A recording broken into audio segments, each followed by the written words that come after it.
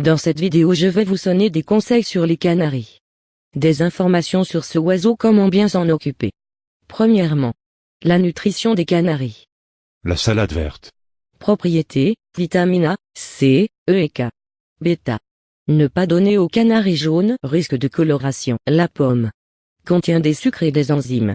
Vitamine C et E, calcium, manganèse. L'alpiste contient 17% de protides, 6% de lipides, et commercial 49% de glucides. Le lin. La navette. Mélange pour canaris. Composition, alpiste 67%. Niger 5%. Graines de navette 4%. Graines de lin 4%. Avoine pelée 4%. Chanvre 2%. Périlla 2%. Chia 2%. Granulés 28%. Écailles d'huître 2%. La reproduction des canaris. À partir du mois d'octobre jusqu'à fin janvier, de nombreux oiseaux seront destinés à la vente. C'est à ce moment-là, où l'éleveur sélectionnera ses futurs reproducteurs. Il est conseillé de choisir des oiseaux âgés d'au minimum 10 mois, pour la reproduction. Une femelle peut reproduire correctement jusqu'à l'âge de 4 ans et 5 ans pour un mâle. Pour éviter des surprises, lors de l'accouplement, l'éleveur veillera à sexer ses oiseaux avant de débuter la saison de reproduction. On distingue facilement les mâles par leur chant, même s'il peut arriver à une femelle de chanter pratiquement comme un mâle. Pour déterminer le sexe de l'oiseau, il suffit de souffler sur le bas-ventre au niveau du cloaque. Les femelles ont leur sexe, qui se termine dans le prolongement du corps, tandis que les mâles ont une excroissance de l'appareil génital, bien visible au moment de la reproduction.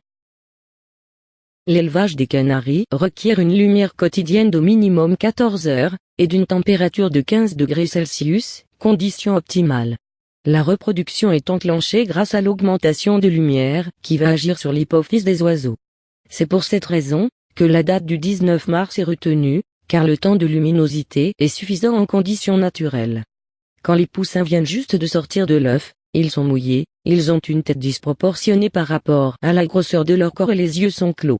À partir du deuxième jour de vie, le duvet qui recouvre leur corps devient plus fin et, au bout de 8 jours, ils ont doublé de volume, ouvert les yeux et réclament de la nourriture avec toujours plus d'insistance. Cette nourriture sera constituée de pâté à base d'œufs, celle-ci doit être légèrement humidifiée et disposée dans une mangeoire, elle sera remplacée 2 à 3 fois par jour. Pendant les premiers jours de la vie, les petits réclament à manger continuellement. À mesure qu'ils se développent, la quantité de nourriture qu'ils peuvent avaler est plus importante et, par conséquent, les becquets deviennent moins fréquentes.